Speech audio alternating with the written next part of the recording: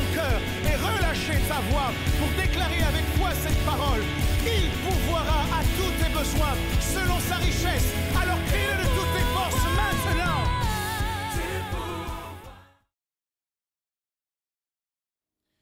En ce dimanche de Pentecôte, nous rappelons que le Saint-Esprit a été donné aux chrétiens. Nous saisissons cette opportunité pour le remettre au centre de notre quotidien, de notre vie. C'est le Saint-Esprit qui doit nous diriger, c'est lui qui doit nous orienter tous les jours. Et pour chaque décision que nous avons à prendre, le Saint-Esprit a quelque chose à nous dire, il a un secret à nous livrer, il a un mystère à nous révéler. Puissions-nous ce matin décider, encore une fois, de nous laisser conduire par lui. Parce que la Bible nous enseigne que ceux qui sont conduits par l'Esprit de Dieu sont les véritables enfants de Dieu.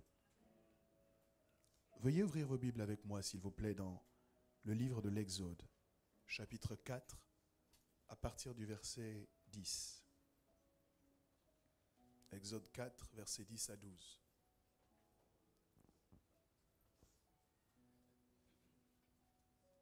Je lis la parole du Seigneur. Moïse dit à l'Éternel, « Ah Seigneur, je ne suis pas un homme qui ait la parole facile. Et ce n'est ni d'hier, ni d'avant-hier, ni même depuis que tu parles à ton serviteur, car j'ai la bouche et la langue embarrassées. » L'Éternel lui dit, « Qui a fait la bouche de l'homme? Et qui rend muet ou sourd, voyant ou aveugle? N'est-ce pas moi, l'Éternel? Va donc, je serai avec ta bouche et je t'enseignerai ce que tu auras à dire. » Que quelqu'un donne gloire à Dieu. Providence. Providence. Providence.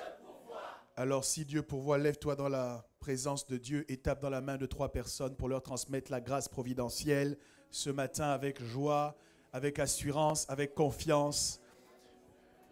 La grâce providentielle, dis-lui que Dieu va pourvoir à tous ses besoins, quels qu'ils soient, dans le nom de Jésus. Alléluia.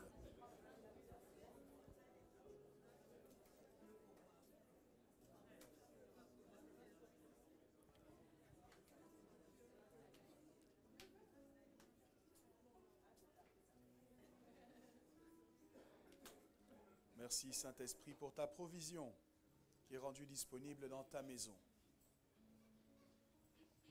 Il nous arrive dans la vie d'être confrontés à des défis. Est-ce que vous êtes d'accord avec moi? Il nous arrive de faire face à des montagnes qui semblent insurmontables. Est-ce la vérité? Parfois nous arrivons au bord de fossés qui semblent infranchissables. C'est un défi dans notre société d'être un jeune homme adulte, en bonne santé, doté de talents et de dons, et de rester humble. De rester simple et de rester dévoué à Christ. Et c'est pourtant un défi qui nous est lancé. C'est un challenge pour quelqu'un qui doit, à presque 40 ans, repartir sur les bancs de l'école pour apprendre. C'est un défi de se garder pur pour les jeunes gens qui sont entourés en permanence d'invitations à l'immoralité. Oui, les défis sont nombreux à relever.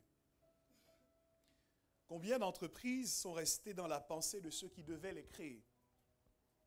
Combien de postes de direction ont été occupés par défaut alors qu'ils vous revenaient? Combien d'opportunités avez-vous laissé passer pour changer votre situation administrative ou matrimoniale? Je demande, les promesses de Dieu sont-elles vaines? Non, assurément pas. Cependant, elles font face à un certain nombre de forteresses que nous abritons dans notre intelligence. Les forteresses sont ces manières de penser, de concevoir, que nous avons héritées ou acquises, qui, plutôt que de nous encourager à nous élancer avec assurance sur un chemin que Dieu a déjà tracé, nous font hésiter. Il y a une forteresse qui vous sépare de votre promesse. Et cette forteresse doit tomber au nom de Jésus. Je dis cette forteresse doit tomber au nom de Jésus. Je dis rien ne doit plus vous séparer de ce que Dieu vous a promis. Mais j'annonce que vous rentrerez en possession de cette terre promise où coule le lait et le miel au nom de Jésus. Peuple de Dieu, nous ne devons pas nous accommoder des forteresses. Nous ne devons pas faire avec. Parce que ces forteresses sont meurtrières. Elles ont maintenu des hommes et des femmes dans la stérilité malgré les promesses bibliques. Ces forteresses ont enchaîné des familles à la pauvreté quand Christ leur offrait l'abondance. Je dis, nous ne pouvons pas nous accommoder des forteresses. Ces forteresses emprisonnent encore aujourd'hui un grand nombre de personnes dans le péché, dans une mauvaise vie, loin des voies de Dieu. Ces forteresses sont un véritable danger pour cette génération. Et nous devons les confronter et nous devons les faire tomber. Je dis, nous devons les faire tomber au nom de Jésus. La première forteresse dont il m'est arrivé de vous parler préalablement, c'est la forteresse de l'ignorance. Quelqu'un dit avec moi la forteresse de l'ignorance. La forteresse de l'ignorance s'exprime par la phrase suivante, « Je ne sais pas ». C'est une forteresse qui s'érige pour arrêter les enfants de Dieu sur le chemin du destin. Parce que celui qui ne sait rien, ne fait rien. C'est en connaissance de cause, au sujet de ce danger important, que Dieu fait cette déclaration en Osée 4:6, « Mon peuple est détruit parce qu'il lui manque la connaissance. » Non pas qu'il lui manquerait des compétences, non pas qu'il lui manque des opportunités de briller, non pas qu'il lui manque les bonnes relations, mais mon peuple est détruit parce qu'il lui manque la connaissance. Il continue ce texte parce que régulièrement nous nous arrêtons à cette première phrase, mais il continue ce texte en disant « Puisque tu as rejeté la connaissance, je te rejetterai. Et tu seras dépouillé de mon sacerdoce parce que tu as oublié la loi de ton Dieu. J'oublierai aussi tes enfants. » Peuple de Dieu, ce dont nous parlons est quelque chose de sérieux. Ce dont nous parlons est quelque chose de grave. Si vos réflexions vous emmènent régulièrement à la conclusion « je ne sais pas » et qu'elles vous bloquent à cette déclaration, vous êtes en danger parce que Dieu dit que mon peuple est détruit parce qu'il lui manque la connaissance. La destruction dont certains d'entre nous, nous faisons l'objet est le résultat de la forteresse de l'ignorance. La forteresse de l'ignorance vous garde là, en attendant que vous soyez détruits. Vous ne pouvez pas avancer, vous ne pouvez pas progresser, vous ne pouvez pas changer, mais vous êtes là bloqués en attendant d'être détruits. Regardez, lorsque les enfants d'Israël sont sortis d'Égypte, la première barrière naturelle à laquelle ils ont été confrontés était la mer Rouge. La mer Rouge avait pour objectif de les empêcher d'avancer. Pour quelle raison? Parce que derrière, les Égyptiens arrivaient pour les massacrer. Et ils étaient en train de s'inquiéter, de paniquer, de crier, disant à Moïse, « Pourquoi tu nous as emmenés en ce lieu pour mourir? N'y avait-il pas des sépulcres en Égypte ?» Laissez-moi vous dire que c'était la première rencontre que le peuple de Dieu faisait avec la forteresse de l'ignorance. Ils n'étaient pas dans l'incapacité de traverser la mer Rouge, mais ils étaient dans l'ignorance de ce que Dieu avait donné à Moïse le pouvoir d'obliger les eaux à se séparer en deux pour qu'ils puissent traverser à sec. C'est la raison pour laquelle Dieu pose la question. Il dit, pourquoi tant de cris? Pourquoi vous criez? Est-ce que Tu n'as pas le bâton. Saisis le bâton. Et avec le bâton, fends les eaux en deux. La forteresse de l'ignorance vous garde là en attendant que vous soyez détruits. Mon problème, je vous l'ai déjà dit, n'est pas tellement lié au fait que quelqu'un comprenne qu'il ne sait pas ou qu'il ne sait pas suffisamment, parce que c'est une base pour apprendre. Alléluia.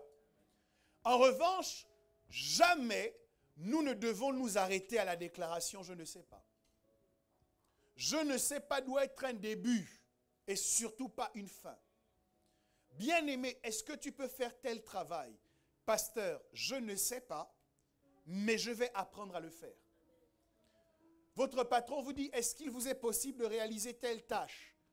Je ne sais pas, mais je vais apprendre pour pouvoir la réaliser. Le problème que j'ai avec beaucoup d'entre nous, c'est que notre affirmation « je ne sais pas » sous-entend un rejet de la connaissance.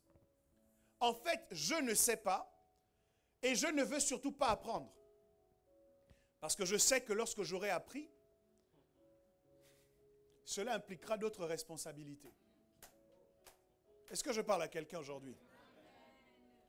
Il y a des gens qui disent « je ne sais pas » parce qu'ils estiment qu'en ayant dit « je ne sais pas », ils sont dédouanés de la responsabilité de faire. Mais est-ce que je peux vous aider ce matin en disant que l'ignorance n'est jamais gratuite? L'ignorance n'est jamais neutre. Dieu dit, parce que tu as rejeté la connaissance, je te rejetterai. Donc, chaque fois que nous sommes en capacité d'apprendre et que nous nous confortons dans le fait de ne pas savoir, Dieu dit, nous rejetons la connaissance et dans ces conditions, il nous rejette pareillement. Et ce qui m'embête encore plus, c'est que ce rejet ne se limite pas seulement à nous, mais il dit, j'oublierai aussi tes enfants. Pour quelle raison? Non pas parce que tu as péché, non pas parce que tu as passé une alliance avec le diable, mais parce que tu as refusé d'apprendre ce que tu étais en capacité d'apprendre. Et nous le voyons tous les jours dans le monde de l'éducation. Les enfants qui sont les plus en difficulté à l'école sont généralement enfants de parents qui, eux, n'ont pas pu apprendre. Ton manque de connaissances va affecter la génération suivante. Parce que tu intègres dans tes gènes la faculté de vivre cette vie sans faire fonctionner ses méninges pour apprendre comment se débrouiller, même dans des circonstances difficiles. Mes amis, vous devez savoir que le cerveau est une entité vivante. Que le cerveau que nous recevons à la naissance n'est pas exactement le même cerveau avec lequel nous partons vers Dieu.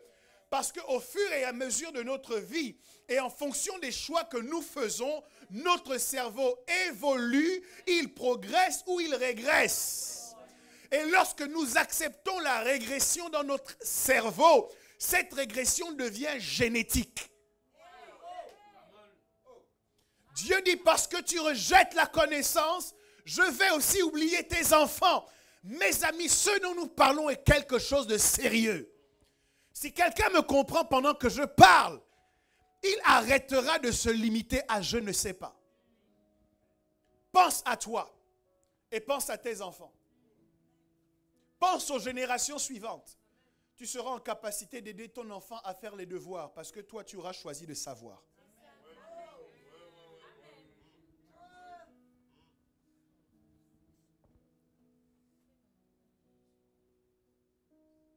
Il y a des choses que Dieu vous demande de faire ou d'apprendre à faire qui en fait seront importantes pour la vie de vos enfants. Bref, je vous ai déjà parlé de cette forteresse. Et si vous m'avez entendu, vous ferez tout pour que dans votre vie, elle ne tienne pas plus longtemps. C'est parce qu'il sait l'importance de la connaissance que l'ennemi lutte avec acharnement pour garder le maximum de personnes dans l'ignorance. Vous savez quel est l'un de mes secrets? C'est que j'aime apprendre. Il y a un grand nombre de choses que je fais aujourd'hui. Je peux vous garantir que je ne suis pas sorti du ventre de ma mère avec les connaissances qui permettaient de les faire. Sauf que j'ai choisi d'apprendre. Vous me mettez en face d'un problème. Je ne sais pas comment ça marche. Mais je peux vous garantir que d'une façon ou d'une autre, je vais m'organiser pour réussir à sortir quelque chose de positif de cette chose-là que je ne maîtrise pas. Et j'aimerais que ce soit votre partage à tous, à vous tous qui êtes membres de cette église. Si nous réfléchissions tous comme cela, imaginez un peu quelle serait l'efficacité de l'armée que nous constituons. Qui joue de la guitare ici, en général? Ça va être Glenn? Ou bien Samuel?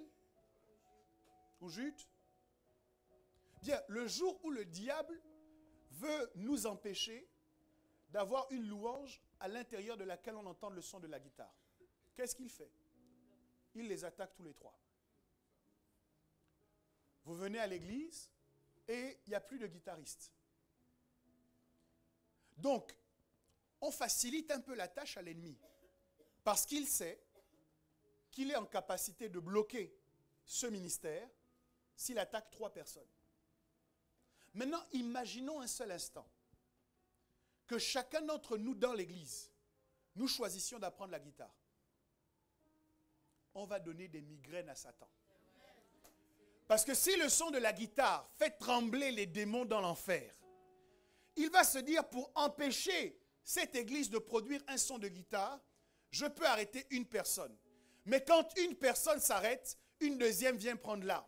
Quand une deuxième personne s'arrête, une troisième vient prendre l'arme. Quand une troisième personne s'arrête, une quatrième vient prendre l'arme. Et il ne sait plus où donner de la tête parce que tous ensemble, nous avons choisi d'apprendre. C'est ce qui se passe avec les porteurs de drapeaux dans une armée. Dans une armée, quelle que soit la situation de la bataille, que l'armée soit en train de gagner, que l'armée soit en train de perdre, on s'assure que le drapeau de l'armée a toujours quelqu'un qui le brandit. Celui qui brandissait le drapeau peut tomber, quelqu'un d'autre va courir, il va attraper le drapeau et il va le mettre en haut. Quelqu'un d'autre tombe, il attrape le drapeau et il le met en haut. Le diable pensait qu'en tuant Jésus, c'était bon. Mais ce qu'il ne savait pas, c'est que pendant 3 ans, Jésus avait pris 12 personnes et il les avait amenées à apprendre comment chasser les démons, à apprendre comment guérir les malades, à apprendre comment annoncer la bonne nouvelle. Donc quand Jésus meurt, malheureusement pour lui, il y a 12 personnes. Il s'était embêté avec un, mais un a donné 12. Et les 12, lorsqu'ils ont commencé à prêcher, ont donné 3000. Et les 3000 se sont répartis dans toute la Judée, dans la Samarie, jusqu'aux extrémités de la terre. Aujourd'hui, sur toute la surface de la terre, il y a des hommes et des femmes qui refusent que les démons soient tranquilles. Lorsque les principautés arrivent dans une nation, sur un territoire, nous les confrontons, nous les faisons reculer et nous disons, nous revendiquons ce territoire pour le royaume de Dieu. Nous brandissons l'étendard de Christ et nous disons, dans la France, ce ne sera pas l'immoralité sexuelle qui sera élevée, mais c'est la pureté et la sainteté au nom de Jésus. Nous disons, ce ne sera pas l'homosexualité qu'on élèvera, mais ce seront les principes du royaume de Dieu. Nous disons, ce n'est pas la pauvreté qui va triompher dans cette nation, mais la richesse de Dieu va être le partage des hommes et des femmes qui composent ce peuple et qui acceptent de se tourner vers Jésus. Est-ce que je parle à un homme, à une femme ce matin?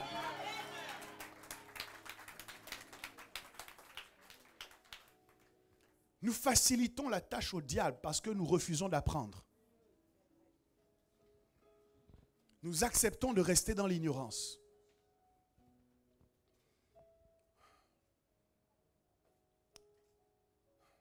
Mais je prie ce matin pour que la réponse « je ne sais pas » vous quitte définitivement.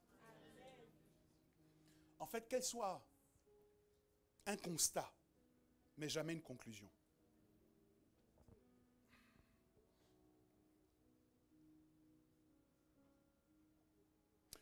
Je crois que si nous prenons conscience de ce que l'ignorance nous détruit,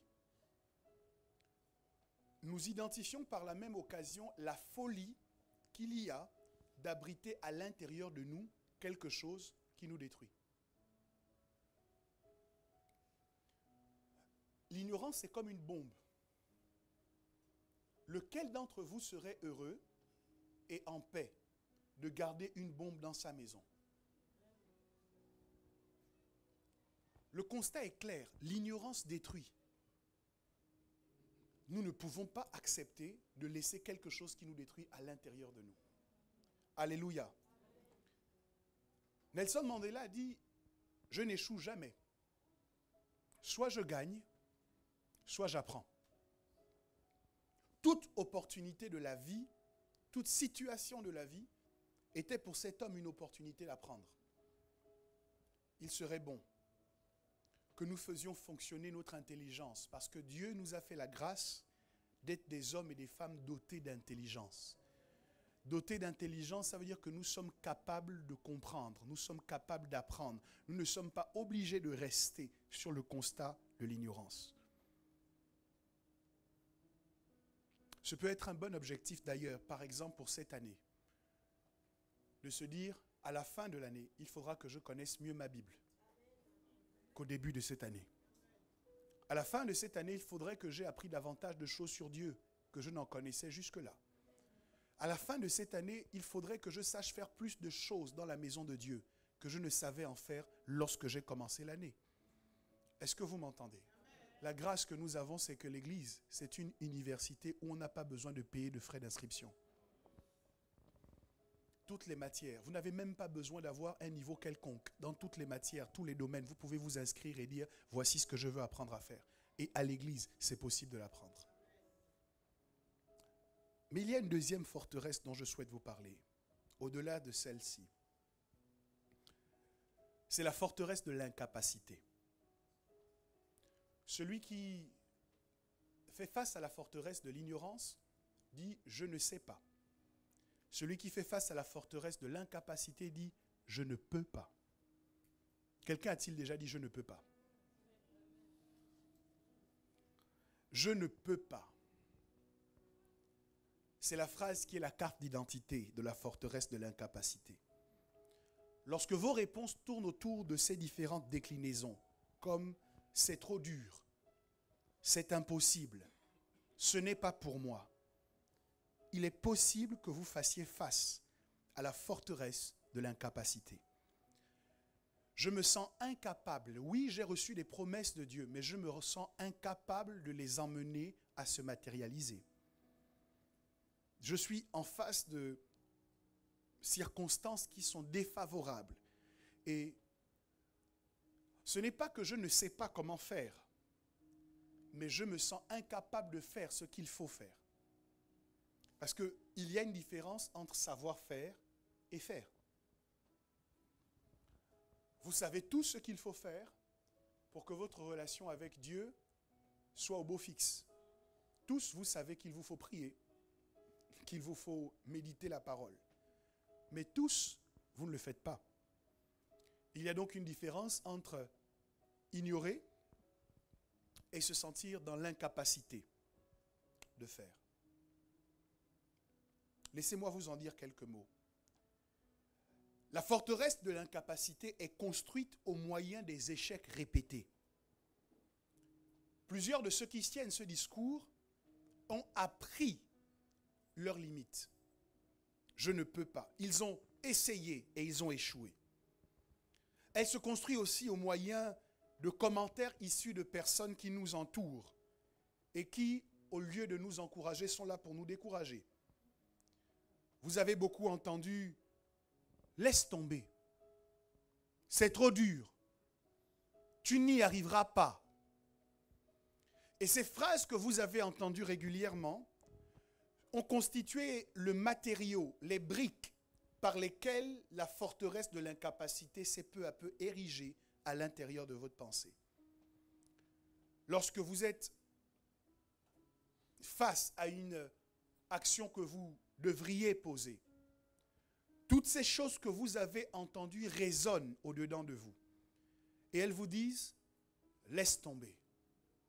N'y pense même pas. c'est trop dur. Tu n'y arriveras pas. Si ce ne sont pas ces commentaires, avant que vous ne posiez cette action, vous vous rappelez de tout ce que vous avez essayé de faire dans votre vie et qui n'a pas fonctionné.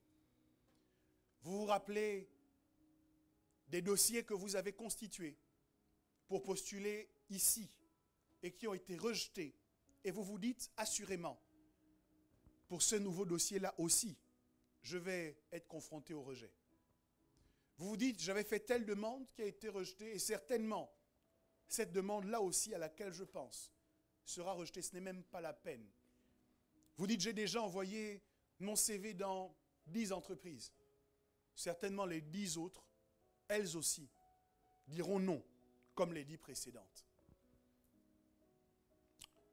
Elle utilise cette forteresse, tout ce qu'elle peut trouver en vous, dans votre histoire, dans vos défauts, dans vos imperfections, pour vous conduire au moyen de fausses réflexions à la désertion. Vous analysez, vous réfléchissez, et la forteresse de l'incapacité fait remonter en vous tout ce qui, à l'intérieur de vous, justifie que vous n'essayez pas, parce que de toute façon, vous n'y arriverez pas. Zachée a certainement dû être confronté à la forteresse de l'incapacité. La femme à la perte de sang aussi. Les 4 amis qui soutenaient le paralytique également. Parce que chaque fois que ces personnages de la Bible devaient faire quelque chose, il y avait en face d'eux un certain nombre d'obstacles qui leur disaient, ce n'est pas la peine d'essayer. Pour Zachée, c'était sa taille.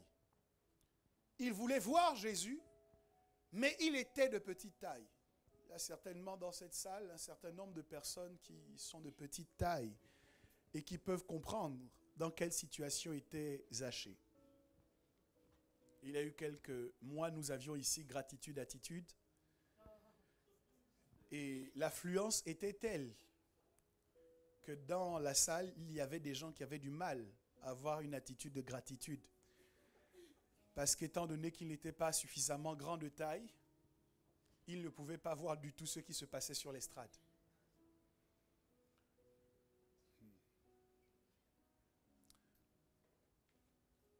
Il vous est peut-être déjà arrivé de vous trouver dans une salle de cinéma, d'avoir choisi un beau siège, et puis de voir quelqu'un qui est plutôt grand venir s'asseoir juste devant vous. Bon, si c'est en version française, ça va.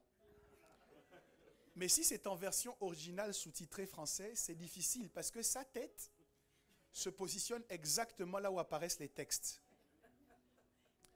Et donc vous êtes embêté. Il y a des mots qui manquent. Vous savez qu'un mot qui manque, ça peut changer beaucoup de choses dans une phrase. Bref, Zachée était de petite taille. Il était limité par sa taille. Mais ce que j'apprécie dans l'histoire de Zachée, c'est qu'il n'a pas réfléchi en se disant « c'est trop dur, je ne peux pas, je n'y arriverai pas ». Mais il a cherché dans son environnement quelque chose qui lui permettait de surmonter son incapacité. Et là, il a trouvé un sycomore. Et Zachée a escaladé le sycomore pour dire « malgré ma taille, je verrai Jésus coûte que coûte ». Et en montant sur ce sycomore, il était devenu plus grand que toutes les personnes dont la taille jusque-là l'empêchait de voir Jésus. Je crois que dans votre environnement direct et indirect, il doit y avoir quelque chose qui vous donnera la capacité de surmonter vos incapacités. Mais vous ne pourrez pas identifier ce quelque chose tant que votre intelligence est affectée par la forteresse de l'incapacité. Tout ce que vous trouverez à dire, c'est « je ne peux pas ». Et vous avez parfois besoin de rencontrer le chemin de quelqu'un qui n'est pas dans la même forteresse que vous et qui s'assoit avec vous et qui essaye de discuter avec vous pour vous faire réaliser que, certes, il y a des difficultés, mais à côté, il y a tellement d'opportunités. À la fin de cette conversation, vous dites, ah oui, c'est vrai, je ne voyais pas du tout les choses comme ça. Les choses n'ont pas changé, mais votre regard sur les choses a changé. Parce que vous avez croisé quelqu'un qui est en dehors de la forteresse dans laquelle vous vous êtes enfermé. Vous pouvez. Les amis de ce paralytique, lorsqu'ils ont voulu emmener leur ami devant Jésus afin qu'il prie pour lui, avaient une difficulté, la même d'ailleurs que la femme qui était atteinte d'une perte de sang.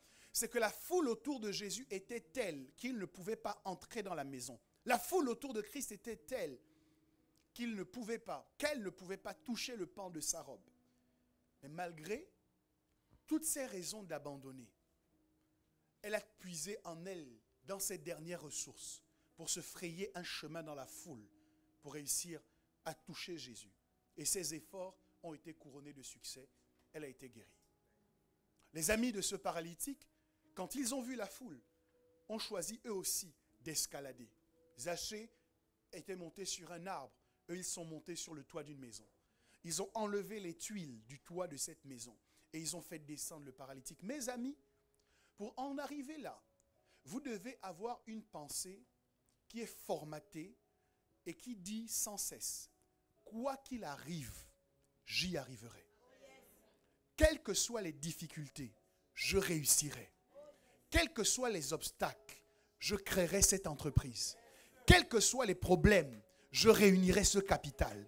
Quelles que soient les complications, j'y arriverai. C'est cette mentalité-là qui doit vous habiter quotidiennement si vous voulez réussir dans votre vie à matérialiser les promesses de Dieu pour vous. Sinon, devant Jéricho, vous rebrousserez chemin.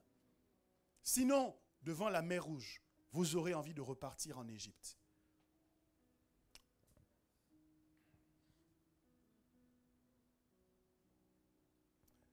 Je veux dire à quelqu'un ce matin, refuse de déserter.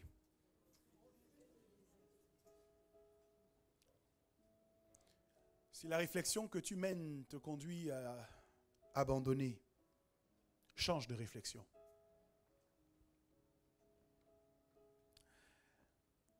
La forteresse de l'incapacité puise aussi dans les conditions défavorables de votre présent pour que vous choisissiez d'être absent sur cette question-là. Elle vous fait regarder tout autour de vous et vous dit, mais regarde comment c'est compliqué, tu n'y arriveras pas. Il y a un homme qui hésitait à traverser le Mississippi à l'heure du crépuscule au temps de la conquête de l'Ouest américain. Le fleuve, le Mississippi, était gelé. Mais notre homme ne savait pas exactement quelle était l'épaisseur de la glace. Il a finalement décidé de s'y engager. Mais imaginez un peu dans quel état d'esprit. Il s'est mis à 4 pattes sur la glace et il tâtait le terrain au fur et à mesure en essayant de voir comment la glace réagissait à son poids. Et il avançait ainsi en tâtonnant. Et puis, à un moment donné, il a tourné la tête et il a vu un chariot de charbon tiré par 2 chevaux qui était en train de s'engager sur la glace et qui avançait à vive allure. Pendant que lui, il s'inquiétait de son poids, il a vu un chariot chargé de charbon tiré par 2 chevaux qui avançaient avec assurance sur la glace. Et à ce moment, il s'est dit, mais en fait, pourquoi je suis à 4 pattes? Et là, notre homme se relève et il marche avec assurance puisque son histoire a changé. Qu'est-ce qui a fait la différence dans la vie de cet homme? Il était convaincu, ou plutôt il était ignorant quant à la capacité de la glace à porter son poids. Et en ce qui nous concerne, parce que nous ne sommes pas conscients de toutes les capacités qui sont les nôtres, nous pouvons être emmenés à marcher dans cette vie en tâtonnant.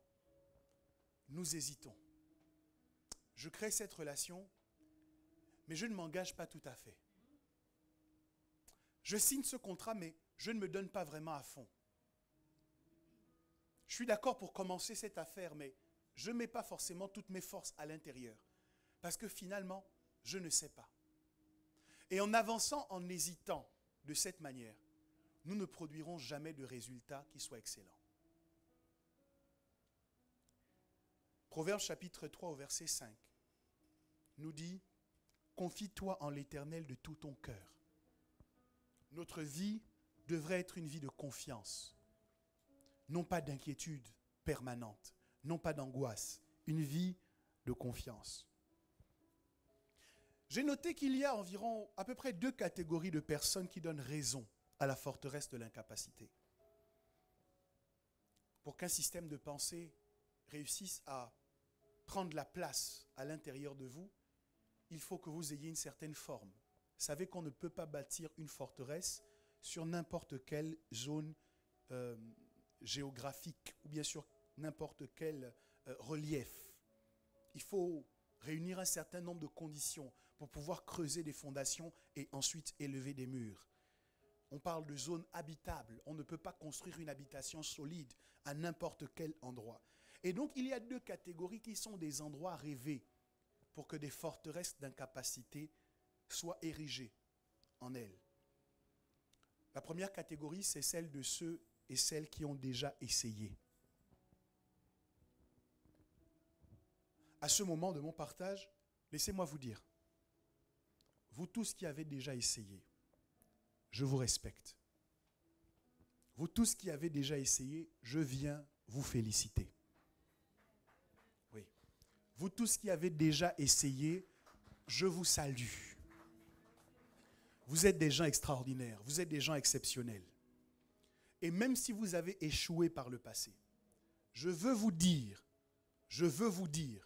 que vous avez bien fait d'essayer. Vous allez me dire, mais pasteur, ça n'a pas marché. Non.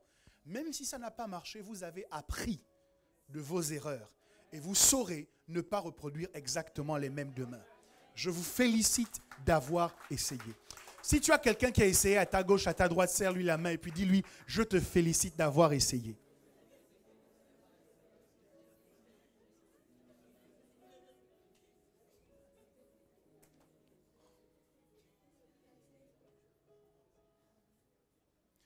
Mon problème, c'est que je vous ai dit que cette catégorie est un territoire, est un espace rêvé pour la forteresse de l'incapacité. C'est un territoire rêvé pour qu'on puisse entendre ensuite ces gens dire « je ne peux pas ». Ils disent « je ne peux pas » parce qu'ils ont essayé et ils ont échoué. Et en quelque sorte, ils vous parlent par expérience. C'est assez difficile. Parce que quand vous voulez leur dire « essaye encore », ils vous disent « j'ai déjà essayé ». L'apôtre Pierre, lorsqu'il est en train de pêcher et qu'il a pêché toute la nuit sans prendre aucun poisson, entend Jésus, Dieu lui parler et lui dire « jette ton filet de l'autre côté ». Mais il régime en disant « maître, j'ai déjà pêché toute la nuit sans rien attraper ». Donc chaque fois que vous voulez tirer ce genre de personnes de cette forteresse, vous vous heurtez aux mauvaises expériences qu'ils ont faites. Alors je veux rentrer avec vous dans cette réflexion. Si vous êtes dans cette catégorie, on est au Koï, comme disent les Ivoiriens. Les Congolais disent bis on a bisso. Ok, on va être ensemble. Je vais rentrer avec vous dans votre expérience. Je ne nie pas le fait que vous ayez déjà essayé. Mais vous avez tiré les mauvaises conclusions de l'expérience que vous avez faite. Pourquoi? Parce que quand on essaye et qu'on échoue, ça ne veut pas forcément dire qu'on ne peut pas. Ça veut peut-être dire que ce n'était pas le bon moment.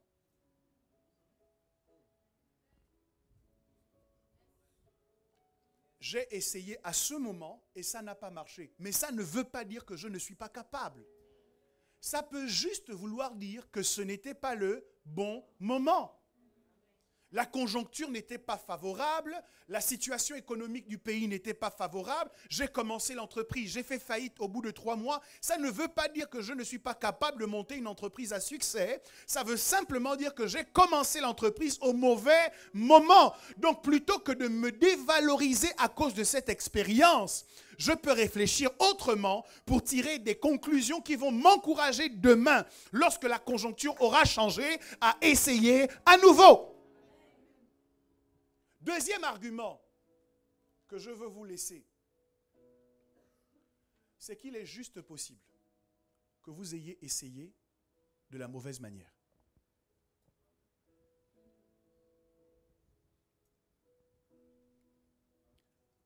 Écoutez, moi j'étais en classe de 4e et je ne sais pas ce qui s'est passé à ce moment-là, mais j'étais convaincu que l'école, c'était pas bien. Enfin, si, c'était bien pour rigoler avec des amis. Je prenais un malin plaisir à recevoir, lorsqu'on avait fait un devoir de mathématiques, une copie là où le professeur disait Dorego 1. Et pendant qu'il pensait que ça allait me faire quelque chose, j'éclatais de rire avec mes amis. Je voyais bien sur son visage qu'il était éberlué, ébahi. Il se demandait, mais quelle est la folie qui est rentrée dans la tête de cet enfant? Je voyais bien, mais je ne comprenais pas pourquoi. Parce que moi, je prenais plaisir à être là en classe sans vraiment étudier. L'école, ce n'était pas très important. En classe de 4e. Résultat, quand on arrive à la fin de l'année, j'ai échoué brillamment. Avec mention. Mais est-ce que ça voulait dire que je n'avais pas les capacités pour passer en classe supérieure? Non. C'est juste que je me suis présenté à faire mes devoirs sans m'être préparé suffisamment pour les réussir. D'ailleurs, c'est le même Gélil qui s'est présenté l'année d'après et qui a réussi à passer en classe supérieure. Ce n'est pas que vous êtes incapable de réussir. Il est possible que ce soit au contraire parce que vous n'avez pas eu la bonne préparation pour réussir à cet examen-là. Vous n'avez pas eu la bonne préparation pour passer ce concours avec brio. Vous n'avez pas eu la bonne préparation. Donc, si vous changez la préparation, vous changerez la conclusion. Plutôt que de vous enfermer dans « c'est impossible, je ne peux pas, je n'y arriverai pas », changez la préparation. Il y a des gens qui ne réussiront jamais leur bac parce qu'ils travaillent tout seuls. Changez la façon de travailler. Associez-vous aux meilleurs. Arrêtez de vous associer aux glandeurs, à ceux qui viennent se balader à l'école. Organisez-vous, changez les choses. Mettez-vous en alliance avec des personnes qui maîtrisent les matières dans lesquelles vous avez des difficultés. Travaillez avec eux. Et je vous garantis que vos résultats seront différents. Vous avez essayé, ça n'a pas marché, mais ça ne veut pas dire pour autant que vous n'êtes pas capable. Le mariage, ce n'est pas pour moi. Pour quelle raison? Oh, parce que cette relation-là, je m'étais vraiment investi. Je pensais que ça allait aboutir. Et puis au final, ça n'a pas marché. Excuse-moi. Est-ce qu'un seul homme ou une seule femme peut résumer tous les hommes et toutes les femmes de la terre? Si ça n'a pas marché avec celui-là ou avec celle-là, par quel merveilleux savoir surnaturel tu peux prophétiser d'avance que ça ne marchera avec personne d'autre? Ça n'a pas marché avec lui, ça pourra marcher avec l'autre. Et d'ailleurs, lorsque ça marchera avec l'autre, tu diras à lui merci. Non, vous n'êtes pas d'accord avec moi? J'ai besoin que quelqu'un dise avec moi, même quand on a essayé et que ça n'a pas marché, on peut quand même réussir en changeant les conditions dans lesquelles on a essayé. C'est impossible de prendre le soleil, de faire une belle photo d'un coucher de soleil à midi. Quel que soit votre objectif, quel que soit le prix de votre appareil photo, quelle que soit votre formation de photographe, vous ne réussirez jamais à prendre le soleil au moment de son coucher s'il est midi. Alors vous essayez de le prendre en photo. Et comme ce n'est pas le coucher de soleil, vous ne le voyez pas à l'horizon, vous sortez de là en disant « je ne peux pas ». Non, c'est juste que vous avez essayé au mauvais moment. Attendez 18 heures. Je dis à quelqu'un, attends 18 heures. Dis à ton voisin, attends 18 heures. Alléluia. Bon, c'est vrai qu'en été, ça change un peu.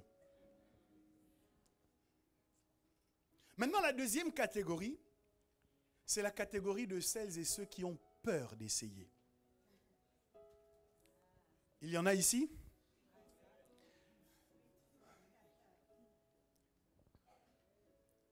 Alors, ceux qui ont peur d'essayer, je ne vous félicite pas. Je ne vous complimente pas. Je ne vous applaudis pas. Je suis là pour vous corriger. Pour vous dire ceci. Écoutez-moi bien. Vous n'êtes pas qualifié pour dire que vous ne pouvez pas si vous n'avez pas essayé au préalable avec la volonté et la préparation pour réussir. Vous n'êtes pas qualifié. Vous n'avez rien à dire. Bien-aimé, est-ce que tu peux escalader cet arbre? Non, je ne peux pas. Mais tu as déjà essayé de grimper sur un arbre? Jamais.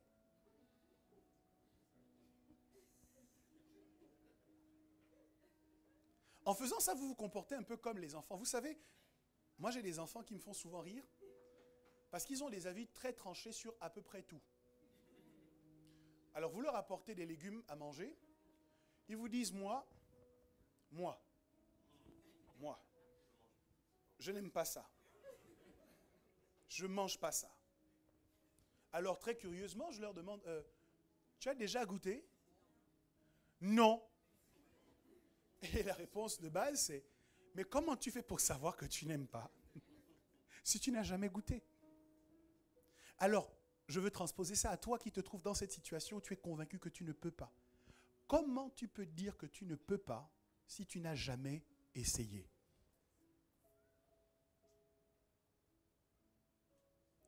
Mettons-nous d'accord ensemble pour que tu acceptes de te surprendre. Surprends-toi en essayant. Pour voir que ce que tu ne pensais pas pouvoir faire, finalement, tu es capable de le faire. Lequel d'entre vous connaît parfaitement l'anatomie humaine? Lequel? Personne? Vous savez ce que ça veut dire? C'est que vous avez à l'intérieur de votre corps des choses qui existent, des choses qui fonctionnent, des choses qui marchent, mais que vous ne connaissez pas. Ce n'est pas parce que vous ne les connaissez pas qu'elles ne sont pas là. Si c'est vrai pour votre anatomie, c'est vrai aussi pour vos compétences. C'est vrai aussi pour vos talents. C'est vrai aussi pour vos dons. Vous avez des qualités, des compétences, des talents qui sont à l'intérieur de vous. Elles sont là, elles marchent et elles fonctionnent. Mais elles attendent simplement que vous les mettiez devant le fait accompli pour commencer à se manifester. Je n'écrirai jamais de livre parce que je ne sais pas écrire. Je ne peux pas. As-tu déjà essayé? Ah, je ne peux pas chanter. Parce que quand je chante, généralement tout le monde me dit de me taire. As-tu déjà essayé d'apprendre à chanter? As-tu déjà essayé ou eu la volonté de prendre des cours de chant? Moi, lorsque j'ai commencé à chanter, les gens qui m'entouraient m'ont dit, mais Gélil, laisse le micro. Ta place n'est pas derrière un micro. Tu ne dois pas chanter. Ta place est derrière un instrument de musique. Toi, tu dois être musicien. Tu ne dois pas chanter. Fort heureusement, je ne les ai pas écoutés. Et aujourd'hui, je chante un peu.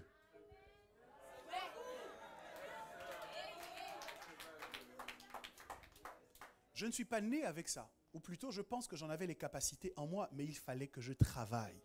Il fallait que je fasse des efforts. Il fallait que j'apprenne. Vous allez tirer de mauvaises conclusions parce que souvent vous essayez de faire des choses sans vous préparer. Le meilleur moyen d'échouer, c'est de faire quelque chose pourquoi on ne se prépare pas.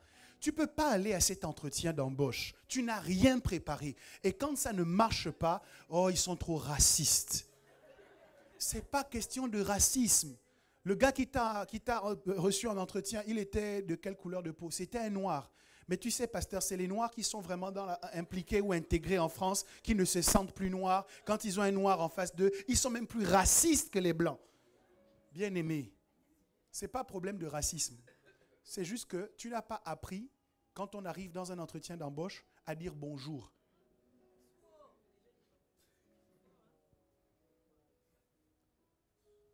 Tu n'as pas appris à sourire. Moi, quand je suis arrivé en France, c'était la mode, quand je faisais mes études, pour tous les étudiants, de trouver un job. Bon, j'étais boursier, je n'avais pas tellement besoin d'un job étudiant, mais je me suis dit, si tout le monde le fait, ça veut peut-être dire que je dois le faire. Donc j'ai commencé à envoyer des CV. Je voyais les gens à côté de moi faire des CV. Je me disais, il doit y avoir quelque chose d'important à prendre dans le fait de faire des CV. J'ai fait mes CV, j'ai envoyé. Ils envoyaient où? Ils envoyaient au McDo. J'ai envoyé mon CV au McDo. Et puis un jour, on m'appelle. On me dit, Monsieur Dorego, vous avez entretien tel jour. Et moi, j'arrive, la fleur à la bouche. Je me dis, mais je vais un peu voir ce que ça donne et tout ça. Et puis j'arrive à l'entretien. La dame s'assoit à côté de moi. Et elle me dit, alors parlez-moi un peu de vous. Et là, je la regarde avec un air menaçant en me disant, mais elle me demande ça pourquoi? Mais je vous garantis, c'était ça mon état d'esprit. Elle dit, vous avez déjà travaillé? Bon, je veux répondre, mais je me dis, mais c'est quoi son objectif en fait? Moi, j'ai demandé à venir faire des frites. Maintenant, pourquoi elle a besoin de savoir d'où je viens, quelle est mon histoire personnelle, quels sont mes grands-parents et tout? Elle me posait des questions. Et c'est par la suite que j'ai compris que c'est normal. Ça fait partie du processus. On doit te poser des questions. En fonction de ta façon de répondre, on détermine comment tu fonctionnes et est-ce que tu correspondrais au poste. Alors, j'ai été brillamment recalé ce jour-là. Pas parce que je suis incapable de fabriquer des frites. Ma femme est témoin, ça au moins je sais faire. Une fois par an.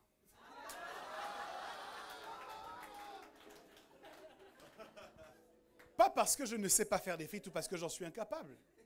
Mais juste parce que je ne m'étais pas préparé. Je ne savais pas comment ça fonctionnait. La sagesse aurait voulu que je me renseigne en me disant comment on passe un entretien d'embauche. Moi, j'ai des gens ici qui vont passer des entretiens pour leur stage sans aucune préparation. Oh Dieu!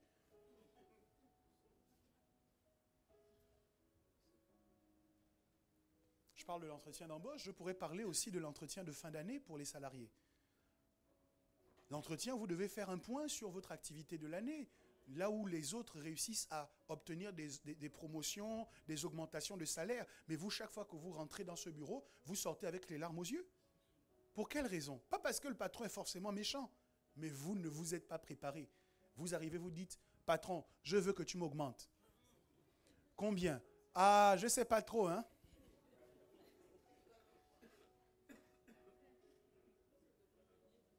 Quels sont les arguments que vous pouvez donner pour qu'on vous augmente? Bon, ben, moi je suis souvent là, vous me voyez, je suis dans...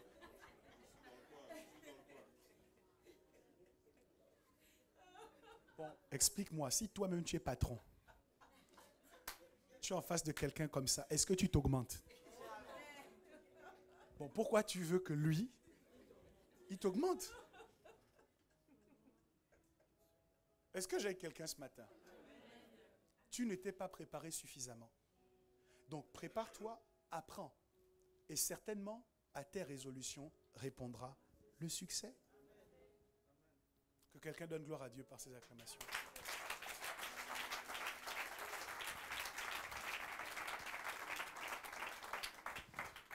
Alors j'ai établi cette situation. J'ai montré, en décrivant assez largement, quelles sont les personnes qui sont le plus concernées par ce genre de forteresse. La question qu'on devrait se poser, c'est comment s'en sortir. Si j'identifie que je suis embrigadé dans une forteresse d'incapacité, que toutes les opportunités, je les solde par « je ne peux pas », comment je fais pour changer ça? La première chose que je vais vous dire, c'est que vous avez raison de dire « je ne peux pas ». Ouais. Vous avez raison. C'est vrai, vous ne pouvez pas. Mais ce n'est pas une fatalité. D'abord, il faut avoir une mentalité qui est celle de quelqu'un qui est prêt à lutter. Pourquoi? Parce que c'est en relevant les défis de la vie qu'on est couronné. C'est 2 Timothée 2,5 qui dit « L'athlète n'est pas couronné s'il n'a pas combattu en suivant les règles. » Pour être couronné, il faut avoir combattu. Donc, il y a quelque chose contre quoi je dois lutter pour finir par être couronné. Si je ne lutte contre rien, je ne peux pas espérer être couronné. Le Cid de Corneille le dit d'une autre façon. À vaincre sans péril, on triomphe sans gloire. Si je n'ai pas lutté en courant un quelconque risque, mon succès ne fera rejaillir aucune gloire. C'est pour cette raison que lorsque je suis dans la condition du « je ne peux pas », je suis dans la bonne condition pour accomplir un exploit. David, face à Goliath, était dans une situation où tout le monde pouvait dire « il ne peut pas ». Mais c'est parce qu'il ne pouvait pas qu'aujourd'hui tout le monde parle de son histoire. Parce qu'il est rentré dans une situation dont il ne pouvait pas s'en sortir et il a réussi à triompher. Et aujourd'hui encore, on parle du combat de David et Goliath. Même ceux qui ne croient pas en Dieu, même ceux qui ne croient pas que la Bible est la parole de Dieu, connaissent l'histoire de David et Goliath. Pourquoi? Parce qu'il est rentré dans une situation où il ne pouvait pas lui-même et il a quand même réussi. Donc si tu ne peux pas, ça veut dire que tu es au bon endroit pour faire quelque chose qui va marquer ta génération. Tu es dans la bonne condition pour faire quelque chose qui va faire qu'on va se souvenir de ton nom. Qu'on va dire, waouh, il a réussi. Waouh, elle a réussi. Tu es dans la bonne condition. Lorsque tu as commencé à dire, je ne peux pas. La Bible est remplie de textes, notamment le livre de l'Apocalypse, qui fait des promesses qui sont réservées à celui qui vaincra. À celui qui vaincra.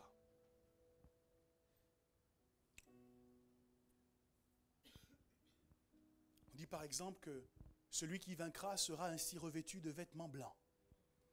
Je n'effacerai point son nom du livre de vie, mais je confesserai son nom devant mon Père et devant ses anges. Celui qui vaincra, celui qui vaincra. Mes amis, nous sommes destinés à vaincre. Mais pour vaincre, il faut combattre. Il faut combattre cette forteresse, il faut combattre cette incapacité, il faut lutter contre cette limite. Il ne faut pas s'en accommoder, il ne faut pas l'accepter, il ne faut pas se résigner, il ne faut pas se laisser vaincu, il ne faut pas se penser comme vaincu, il ne faut pas accepter cette identité. Mais au contraire, nous devons nous lever et nous devons confronter cette forteresse jusqu'à ce que je ne peux pas signifie ou se transforme en finalement je peux. Cette forteresse entre nous et notre couronne, entre nous et notre victoire, entre nous et notre gloire, elle se décline par la phrase « je ne peux pas ». Quelqu'un va me dire « je ne peux pas me préserver jusqu'au mariage parce que c'est trop difficile aujourd'hui ». Quelqu'un me dira « je ne peux pas pardonner celui qui m'a offensé ». L'autre va dire « je ne peux pas dire non à l'orgueil, à la fierté mal placée, surtout quand j'ai le sentiment qu'elle est si bien placée ».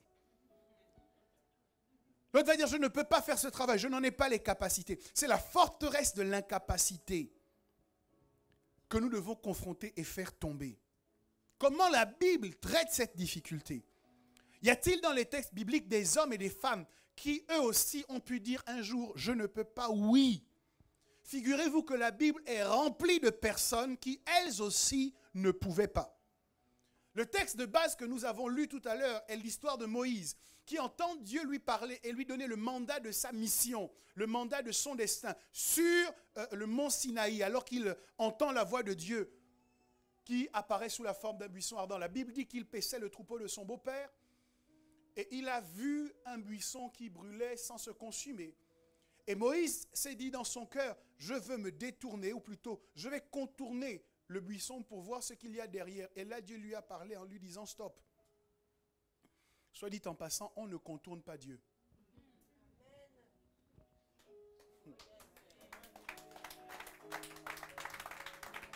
On ne contourne pas Dieu. Vous savez, il y a des choses que j'ai apprises par expérience. Avant, lorsque je voyais quelqu'un qui suivait une mauvaise direction, j'avais tendance à essayer de parler à la personne et même à essayer de forcer la personne à faire ce qui était bien. Aujourd'hui, j'ai changé. Vous savez pourquoi? Parce que j'ai appris qu'on ne contourne pas Dieu. Je te vois aller dans une mauvaise direction, je vais te dire, bien-aimé, la direction que tu suis n'est pas bonne. Une fois, 2 fois, 3 fois, après je m'arrête. Je te regarde. Pourquoi? Parce qu'on ne contourne pas Dieu. Il y a des gens qui disent, oui, pasteur, moi je ne cherche pas le Seigneur, je ne fais pas forcément les choses que vous dites, mais ça va dans ma vie. Je gagne bien mon argent, j'ai une belle maison, j'ai une belle voiture. Pourquoi est-ce que j'aurais besoin de venir chercher Dieu? Pourquoi j'aurais besoin de prier? Pourquoi j'aurais besoin de servir? Parce qu'on ne contourne pas Dieu. Il y a des gens qui disent, mais pasteur, moi je ne veux pas donner ma dîme.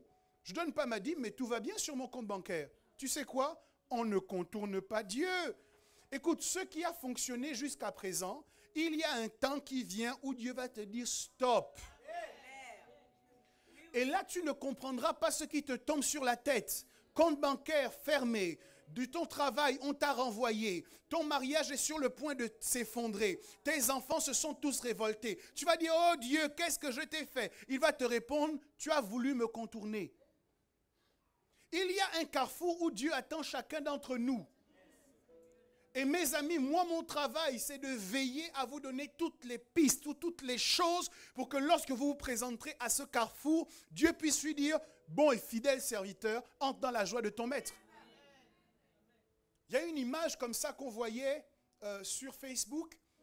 C'est ma femme qui en avait parlé une fois. Là où on voit des gens qui portent tous une croix.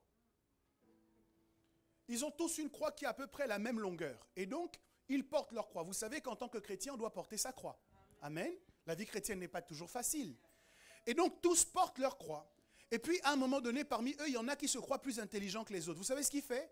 Il prend une scie et il coupe un petit morceau de sa croix. Comme ça, elle est un peu plus légère. C'est très intelligent, n'est-ce pas? Et puis, tous ensemble, ils continuent. Et puis, arrivé à un point, il se dit, oh, elle est quand même un peu trop lourde, puisque rien ne m'est arrivé jusque-là. Il reprend sa scie et il enlève un petit morceau et il continue avec les autres, comme si de rien n'était. Tout se passe bien. Jusqu'à ce qu'il arrive devant un ravin. En fait, il y a un fossé. Et pour traverser ce fossé, normalement, il faudrait un pont. Mais il n'y a aucun pont qui existe. Alors les autres qui ont porté leur croix, ils vont avoir une croix suffisamment longue pour dresser un pont entre l'endroit où ils se trouvent et l'endroit où ils doivent arriver. Et donc chacun pose sa croix, marche sur sa croix et arrive de l'autre côté et retire sa croix. Chacun vient, pose sa croix, marche sur sa croix, retire sa croix. Et lui, il arrive avec sa croix qui a été coupée 2 fois. Et le seul problème, c'est que là, la croix n'est pas suffisamment longue pour faire un pont.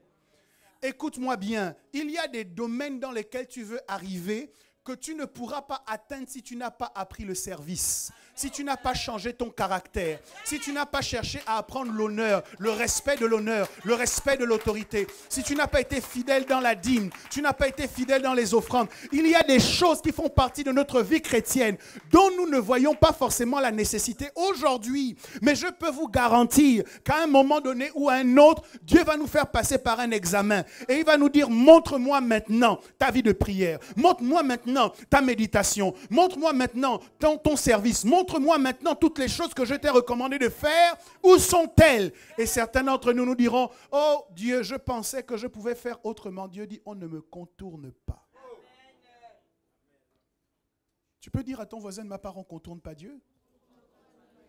Je vous garantis, soyez sages, soyez tranquilles par rapport à toutes les personnes que vous voyez. Or, vous les voyez même dans l'église. Elles ne se sentent jamais concernées par les besoins de l'église. Soyez tranquilles. Ce n'est pas à vous de régler leur cas. Elles ne respectent rien. L'heure, elles ne respectent pas. Les instructions ne sont pas respectées. Les programmes ne sont pas respectés. Vous savez, l'église, c'est pour eux un peu comme un menu à la carte. Hein? J'arrive dans un restaurant, je choisis ce que je mange. Respecte rien. Ne vous agacez pas. Ne cherchez pas à les forcer. Pourquoi? Parce qu'on ne contourne pas Dieu. Au final, vous devez savoir une chose. Nous, en tant que pasteurs, nous sommes des intendants de la maison de Dieu. On n'est pas les propriétaires de la maison de Dieu. Intendant, ça veut dire que Dieu nous a confié une tâche. Ça veut dire que le vrai patron, c'est Dieu. Le vrai boss, c'est Dieu. Celui qui donnera la rémunération à chacun, c'est Dieu. Il dit, voici, je viens bientôt pour rendre à chacun selon ses œuvres. Donc, en tant qu'intendant, tu n'as pas besoin de te mettre beaucoup de migraines en pensant à tel ou à tel autre qui ne veut pas écouter. Rends gloire à Dieu. Laisse Dieu voir que tu as fait ta part en tant que leader. Et ensuite, laisse-le constater qu'on ne contourne pas Dieu.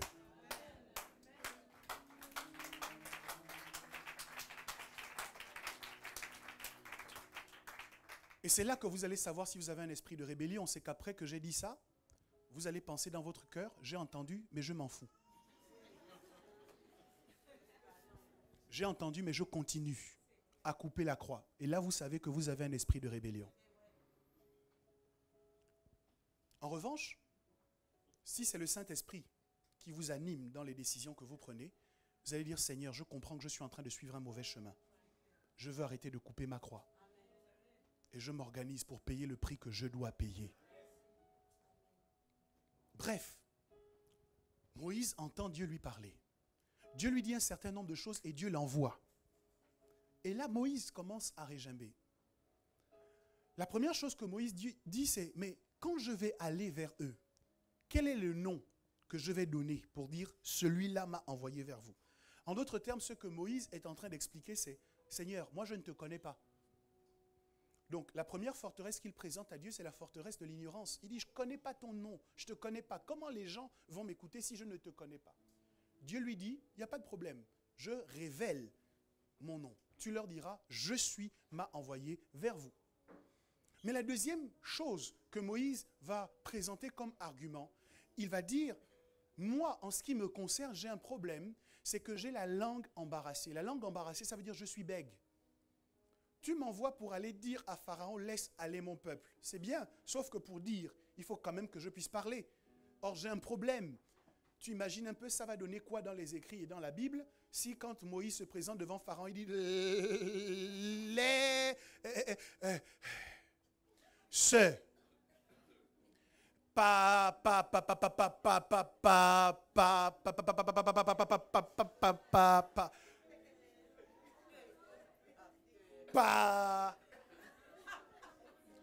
Et puis tu sais, ceux qui sont bègues, ils ont un problème, c'est que quand on se moque d'eux, ça les énerve. Donc, il ne faut pas croire que devant Pharaon, les gens allaient rester simples. Parce qu'il y avait Jeannès et Jambres, les prêtres de Pharaon, qui allaient certainement se moquer de lui. Okay? Donc, ils allaient, Moïse, parle bien.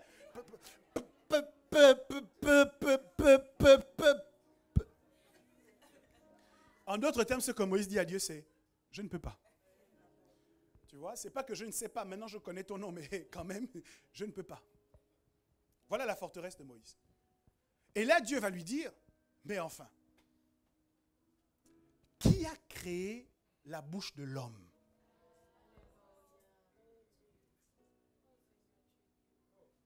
N'est-ce pas moi? J'aimerais que tu entendes cette voix de Dieu qui résonne dans la situation dont tu te sens incapable de t'en sortir. Tu dis, Seigneur, cette montagne est trop haute. Je veux que tu entendes Dieu te dire, qui a créé les montagnes? N'est-ce pas moi? Seigneur, les problèmes financiers là sont trop graves. Je ne peux pas m'en sortir. Dieu va te dire, mais qui a créé l'or et l'argent? N'est-ce pas moi? Alors oui, la réponse à je ne peux pas, c'est vrai, tu ne peux pas. Mais la bonne nouvelle, c'est que tu n'es pas seul. C'est que tu as Dieu avec toi. Et que ce Dieu-là est omnipotent. Ça veut dire qu'il peut tout. Il n'est pas seulement au ciel, mais il est à l'intérieur de toi. Donc, humainement, tu ne peux pas, mais divinement, tu es rendu capable.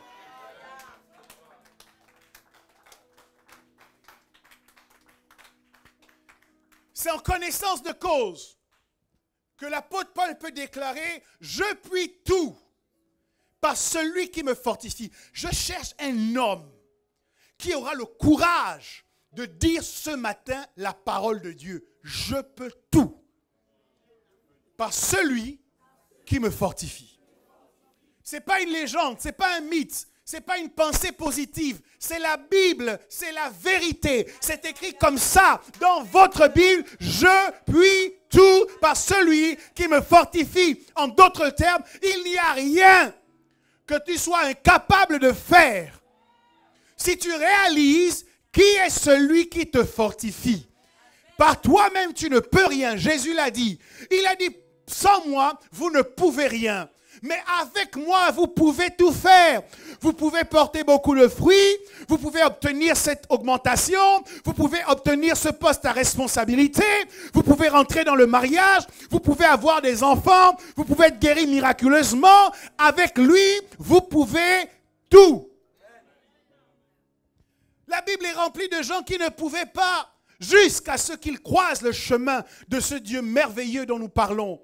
Gédéon a croisé ce Dieu et il pensait qu'il ne pouvait pas. Dieu lui a dit, tu es un vaillant héros. Va avec cette force que tu as. Gédéon est parti et Dieu s'est organisé pendant tout son trajet pour établir effectivement que Gédéon ne pouvait pas.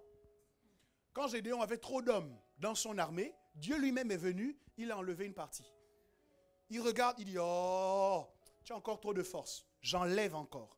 Je suis en train d'expliquer à quelqu'un la raison pour laquelle tu as le sentiment que Dieu est en train de t'affaiblir.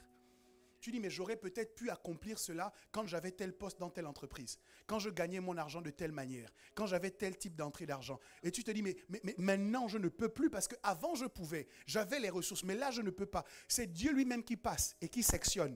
Il dit non, le problème avec ça c'est que si tu t'en sors comme ça, tu ne réaliseras pas que c'est moi. Vous savez, moi j'ai un souci au niveau de l'église, c'est pas que Dieu ne fait pas, c'est que quand Dieu fait, les gens dans la vie desquels Dieu fait, écoute-moi bien, les gens dans la vie desquels Dieu fait pensent que ce n'est pas Dieu qui a fait. Ils se disent, j'ai réussi à décrocher ce poste parce que je suis intelligent. J'ai réussi à acheter cette maison parce que je suis intelligent. J'ai réussi à monter cette boîte parce que je suis capable. Ce n'est pas toi, ce n'est pas toi, ce n'est pas toi. La hache ne se glorifie pas de celui qui la manie. Le canal qui emmène l'eau jusque dans ta maison ne peut pas penser un seul instant que c'est lui qui produit l'eau, qu'il transporte jusque dans ta maison. Non, l'eau vient de la source. La bénédiction vient de la source. L'intelligence et la sagesse appartiennent à Dieu. L'or et l'argent appartiennent à Dieu. C'est lui qui te communique la capacité de produire ces résultats. Il est bon que nous rendions à César ce qui est à César, mais surtout à Dieu ce qui est à Dieu. Ce n'est pas que Dieu ne te bénit pas, mais tu penses à un moment que c'est toi-même qui t'es béni. Ce n'est pas que Dieu ne te guérit pas, mais tu penses que c'est toi-même qui te guérit. Ce n'est pas que Dieu ne te rend pas prospère, mais tu penses que c'est ton intelligence qui te donne cet argent. Non, il y a des gens plus intelligents que toi qui croupissent dans la misère. C'est Dieu qui te donne la capacité d'acquérir ces richesses. Et tu dois arrêter de supposer un seul instant, par cette folie, de penser que c'est toi seul qui réussis. C'est ce qui fait que tu ne peux plus lui rendre la gloire. C'est ce qui fait que tu ne peux plus lui donner des actions de grâce. C'est ce qui fait que tu ne payes pas les prémices. C'est ce qui fait que tu ne donnes pas la dîme. C'est ce qui fait que tu n'es pas fidèle dans sa maison. Parce que tu ne comprends pas que tout ce que tu as, tu l'as reçu. L'apôtre Paul pose cette question. Il dit, qu'as-tu que tu n'aies point reçu? Tout ce que tu as, c'est un don de Dieu. Tout. À commencer par le souffle de vie. Tu te penses riche? Que donnerais-tu en échange du souffle de vie? Il y a des milliardaires qui meurent tous les jours. Tu te sens intelligent? Par quelle réflexion tu pourrais prolonger tes jours? Il y a des gens plus diplômés que toi, plus savants que toi qui meurent tous les jours. Tout ce que tu as, tout ce que tu es, tu le dois à quelqu'un. Il s'appelle Jésus-Christ de Nazareth. Donc quand tu viens pour donner, en fait, tu ne donnes pas, tu payes une dette. C'est pour ça qu'on dit, je viens rendre un culte à Dieu. Je lui rends ce qui lui revient.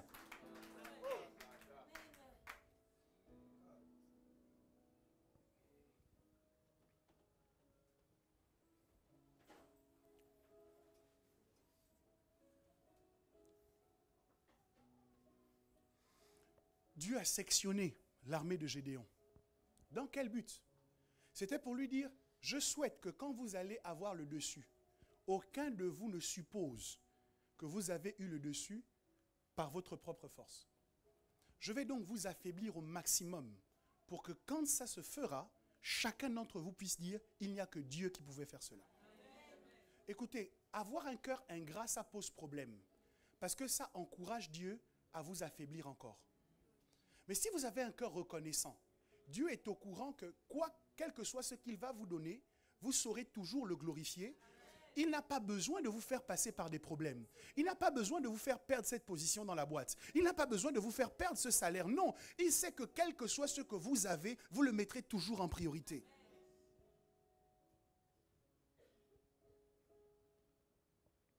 Une autre personne qui ne se sentait pas capable, c'était Marie.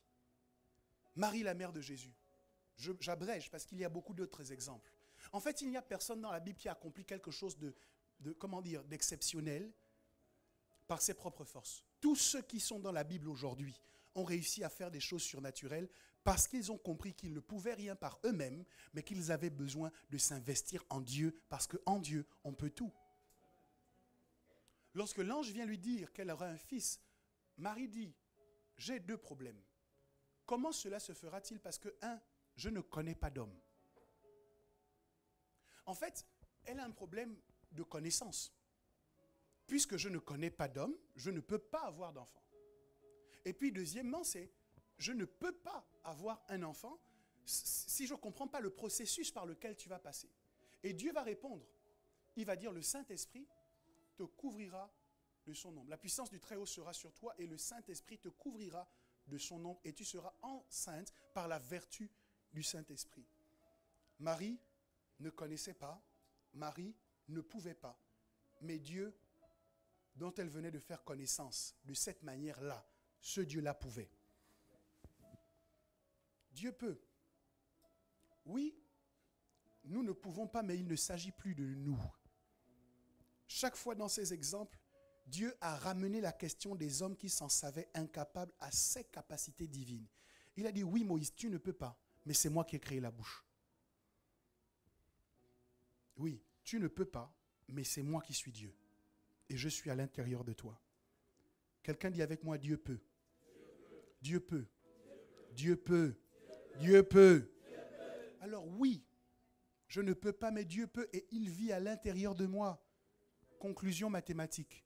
Si je ne peux pas, mais que Dieu peut et que Dieu habite à l'intérieur de moi, c'est quoi la conclusion? Yes, we can.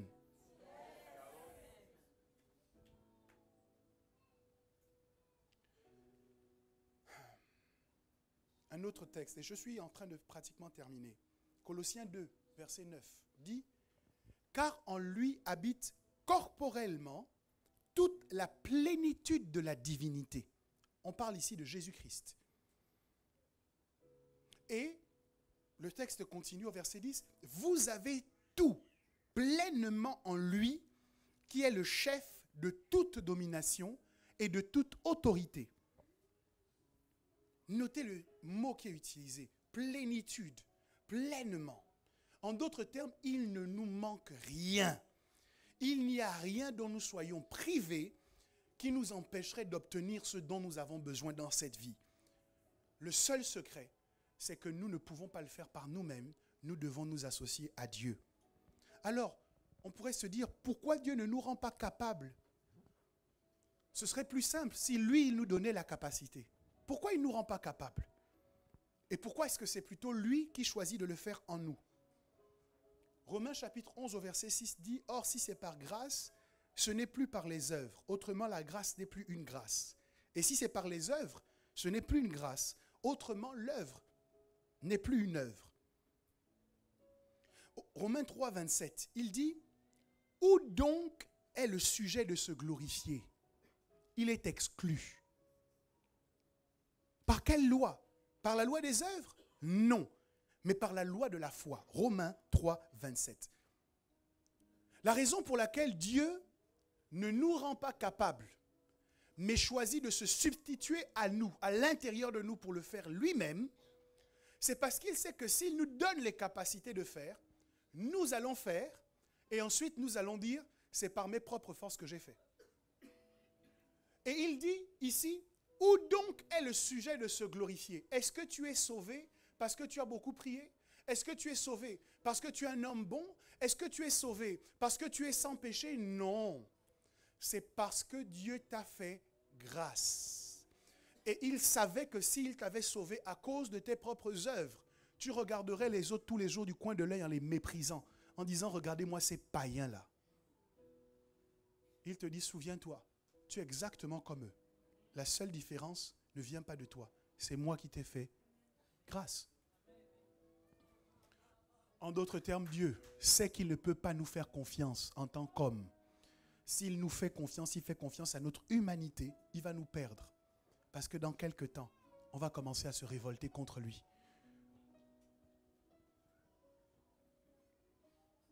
Ça arrive tous les jours. Ça arrive tous les jours.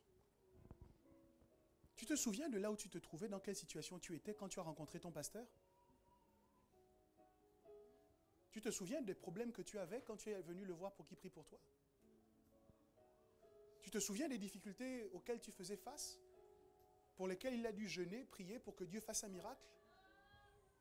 Mais comment ça se fait que quelque temps après, c'est toi qui gonfles les épaules devant lui? Comment ça se fait que tu deviens rebelle à ces paroles? Est-ce que ce ne sont pas les mêmes paroles qui t'ont aidé à te sortir des problèmes dans lesquels tu étais? Ce n'est pas les mêmes paroles qui ont sauvé ton mariage. Ce n'est pas les mêmes paroles qui ont ouvert les portes de l'emploi. Ce n'est pas les mêmes paroles qui t'ont fortifié quand tu voulais abandonner tes études.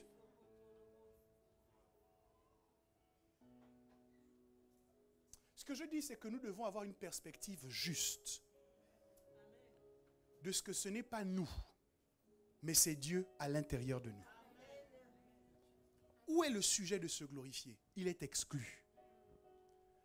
Ceux qui parlent régulièrement avec moi ont dû comprendre et remarquer que j'ai une certaine difficulté à recevoir les compliments.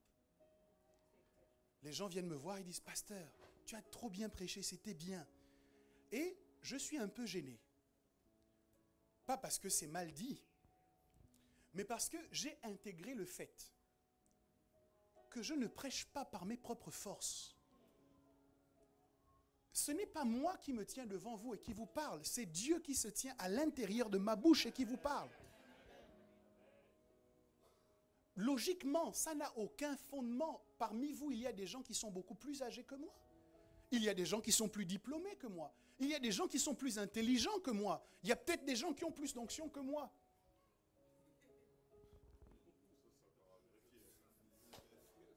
Sauf que c'est moi que Dieu a positionné là. Et c'est par son miracle que semaine après semaine, nous nous rassemblons et que nous sommes bénis. Vous demanderez à ma femme, chaque fois que je dois prêcher, certains pensent que je dis ça pour rigoler, mais chaque fois que je dois prêcher, je suis sous pression.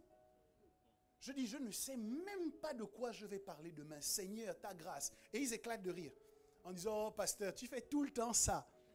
Sauf que ce n'est pas une façon de faire. Je suis sérieux. Je ne sais pas. Parce que si ça ne dépendait que de moi, je ne saurais pas quoi vous dire. Je ne saurais pas prêcher. Je n'aurais pas de révélation. Il n'y aurait pas de puissance dans les déclarations que je fais. Par moi-même, je ne peux pas. Je serais un tambour qui résonne. Beaucoup de bruit sans résultat. La seule personne qui permet que ce que je dise produise des résultats, c'est le Saint-Esprit, parce que c'est poussé par le Saint-Esprit que des hommes ont parlé de la part de Dieu. Frère, tu as bien joué aujourd'hui. Ne te laisse pas séduire. C'est le Saint-Esprit qui est tombé sur toi et qui t'a permis de jouer comme ça.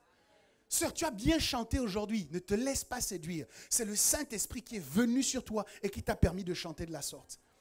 Est-ce que je veux dire ici qu'on ne doit pas complimenter les gens quand ils font un bon travail? Non. Mais les gens qui reçoivent les compliments doivent avoir la sagesse de recevoir pour renvoyer. De dire merci. Je suis content, je suis encouragé par ce que tu me dis, mais je sais au-dedans de moi que par moi-même, je ne pouvais pas. C'est Dieu qui est dans les cieux qui m'a donné la capacité de faire cela. C'est pour ça que Dieu ne te rend pas capable, mais qu'il vient à l'intérieur de toi en disant, sans moi, tu ne peux rien. Est-ce qu'il y a quelqu'un qui me comprend aujourd'hui? Ce n'est pas par la force, ni par l'intelligence, mais c'est par mon esprit, dit le Seigneur. Uniquement par mon esprit. Alors la question que je pose aujourd'hui, c'est, est-ce que vous avez reçu le Saint-Esprit?